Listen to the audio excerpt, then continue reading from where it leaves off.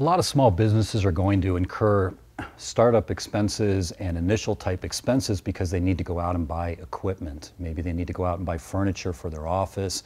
Maybe they need to go out and buy a new laptop, a new tablet, a new desktop, a printer, fax machine, whatever. These are all called capital purchases.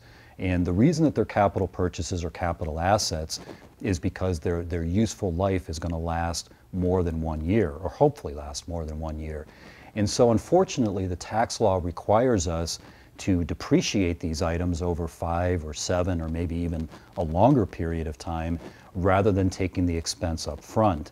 And one of the tax planning opportunities that we have as business owners is that we can make an election to have these taxed as an expense all in the first year.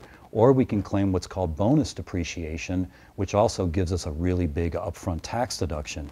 But again, these are some of the tax law rules that you are going to need to be familiar with, or at least hopefully your CPA or tax attorney will be familiar with, so that instead of depreciating a desk over 5 years, you can now take all of the expense in the first year, or maybe half of the expense in the first year with bonus depreciation.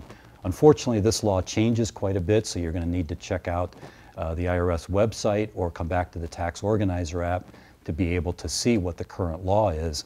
But understanding what you can do with equipment purchases is going to go a long ways in reducing your overall tax bill. I found the Tax Organizer app to be very important for a lot of my clients. It helps them keep their records together, keeps them organized, and that's why we're making the Tax Organizer app available for you as a free download. All you need to do is click below and try it out for yourself. You have nothing to lose.